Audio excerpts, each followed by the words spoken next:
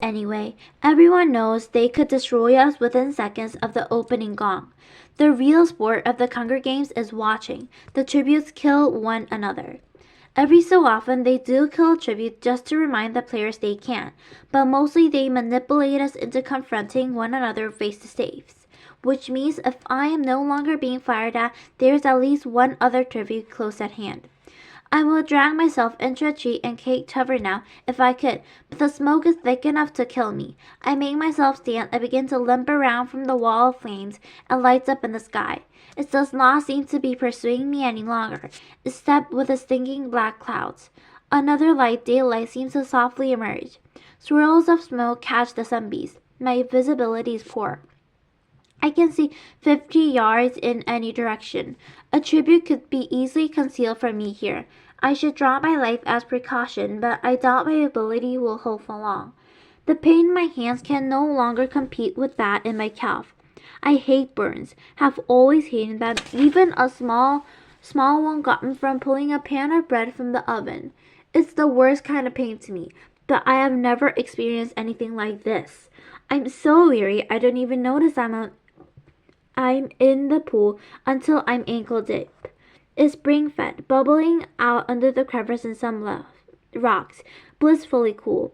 I plunge my hands into the shallow water and feel instant relief. Isn't that what my mother always says? The first treatment for a burn is cool water that it draws out the heat, but she means minor burns. Probably she recommended for my hands. But what about my calf? Suddenly, I have not yet the courage to examine it. I'm guessing that it's an injury the whole different class. I lie on my stomach at the edge of the pool for a while, dangling my hands in the water, examining the little flames on my fingernails that are beginning to chip off. Good. I had enough fire for a lifetime. I bathed the blood and ash from my face. I tried to recall all I knew about burns. They are common injuries in the scene where we cook and heat our homes with coal. Then there are mine accidents. A family once brought in a conscious young man pleading with my mother to help him. The district doctor who was responsible for treating the miners had written enough, telling the family to take him home to die. But they wouldn't accept this. He lay on a kitchen table senseless to the world. I got a glimpse of a wound on his side. Gaping, charred flesh, burning clear down to the bone, before I ran from the house. I went to the woods and hunted the entire day, haunted by that gruesome leg, memories of my own father's death. What's funny now was Prim, who was scared of her own shadow, stayed and helped. My mother all says healers are born, not made. They did their best, but the man died, just as the doctor said he would. My leg is in need of attention, but I still can't look at it. What if it's as bad as a man and I can see my bone? Then I remember my mom saying that if the burn's severe, the victim might not even feel pain because the nerves will be destroyed. Encouraged by this, I sit up and swing my leg in front of me. I almost faint at the sight of my calf. The flesh is brilliant red, covered with blisters. I force myself to take deep, slow breaths, feeling quite certain the cameras are not on my face and I can't show weakness at this injury. Not if I want help. Pity does not get you aid. Admiration at your refusal to give it does. I cut the remains of the pant leg off at the knee and examined the injury more closely. The burned area is about the size of my hand. None of the skin is blackened. I think it's not too bad to soak. Gingerly, I stretch out my leg into the pool, propping the heel of my boot on the rock so the leather does not get too sodden, and sigh, because this does offer some relief. I know there are herbs. If I could find them, that would speed the healing, but I can't quite call them to mind. Water and time will probably be all I have to work with. Should I be moving on? The smoke is slowly clearing, but it's too heavy to be healthy. If I do continue away from the fire, won't I be walking straight into the weapons of the carriers? Besides, every time I lift my leg from the water, the pain rebounds so intensely I have to slide it back in. My hands are slightly less demanding. They can handle small breaks from the pool. So I slowly pull my gear back in order. First, I fill my bottle with the pool water, treat it, and when enough time has passed, begin to rehydrate my body. After a time, I force myself to nibble on the cracker, which helps settle my stomach. I roll up my sleeping bag. Except for a few black marks, it's relatively unscathed. My jacket's another matter, stinking and scorched, at least a foot on my back beyond repair. I cut off the damaged area, leaving me with a garment that comes just to the bottom of my ribs. But the hood's intact and is far better than nothing. Despite the pain, drowsiness begins to take over. I take to a tree and try to rest, except I'd be too easy to spot. Besides, abandoning my pool seems impossible. I neatly arrange my supplies, even settle my pack on my shoulders, but I can't seem to leave. I spot some water plants with some edible roots and make a small meal with my last piece of rabbit. Sip water. Watch the sun as it slows arc through the sky. Where would I go anyway if that is any safer than here? I lean back on the pack, overcome by drowsiness. If the carriers want me, let them find me. I think before drifting into slumber. Let them find me. And find me they do. It's lucky I'm ready to move on because when I hear the feet, I have less than a minute head start. Everything has begun to fall. The moment I wake, I'm up running, splashing across the pool, flying into the underbrush. My leg slows me down, but I sense my pursuers are not as speedy as they were before the fire either. I hear their cops, their raspy voices calling to one another. Still, they are closing in. Just like the pack of wild dogs, so do I. When I have done my whole life in such circumstances, I pick a high tree and begin to climb.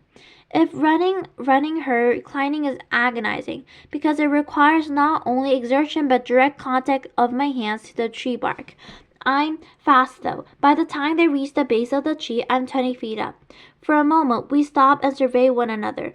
I hope they can't hear the pounding of my heart. This could be it. What chances do I have against them? All 6 are there. The 5 carriers and Petra. My only consolation, and they're pretty beat up too.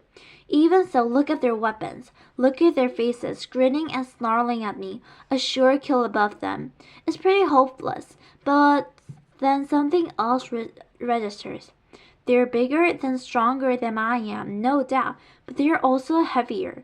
There's a reason it's me and not Gil who ventures up to pluck the highest fruit, to rob the most remote bird nests. I must weigh at least 50 or 60 less than the smallest carrier. Now I smile. How's everything with you? I call down cheerfully. This takes him aback, but I know this crowd will love it. Well enough, says the boy from District 12. Yourself. It's been too warm for my taste, I say. I can almost hear the laughter from the Capitol.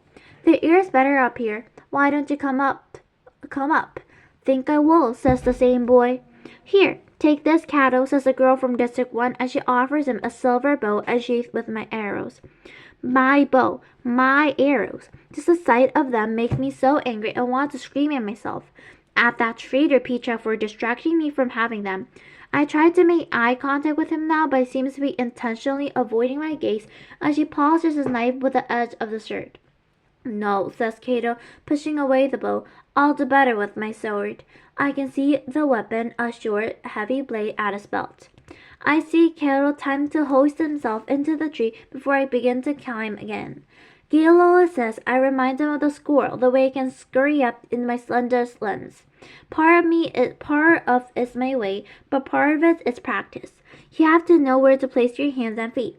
I'm another 30 feet in the air when I hear the crack and look down to see, flailing as he and the branch goes down. He hits the ground hard, and I'm hoping he possibly broke his neck when he gets back to his feet, swearing like a fiend. The girl with the arrow, Glimmer, I hear someone call her, The names that people in District 1 give their children are so ridiculous.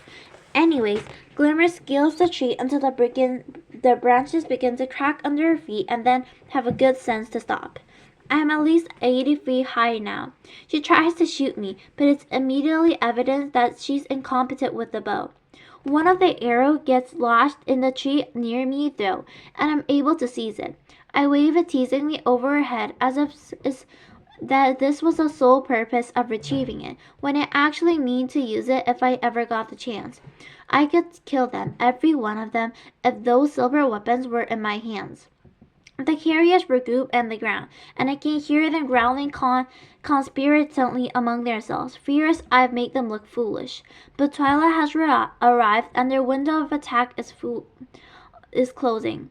Finally, I hear Petra say, "Oh, let her stay up there. It's not like she's going anywhere. We'll deal with her in the morning." Well, he's right about one thing. I'm going nowhere. All the relief from the pool water is gone, leaving me to feel the potency of my burns. I scoot down to a fork in the tree and clumsily prepare for bed. Put on my jacket, lay on my sleeping bag, belt myself in, and try to keep from moaning. The heat of the bag's too much for the leg. I caught a slash in the fabric and hang my calf open in the open air. I drizzle water on the wound, my hands. All the bravado is gone. I'm weak from pain and hunger, but can't bring myself to eat.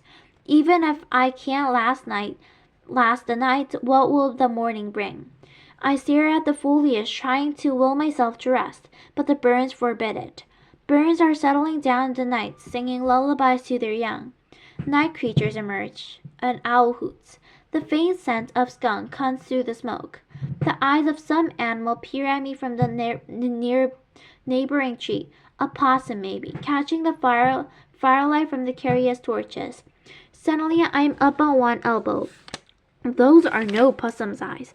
I know their glassy reflection too well. In fact, those are not any eyes and any animal eyes at all. In the last dim rays of light, I make her out watching me silently from between the branches. Rue. How long has she been there? The whole time probably, still and unobserved as the action unfolded beneath her. Perhaps she's headed up her tree shortly before I did, hearing the pack were up so close. For a time we hold each other's gaze.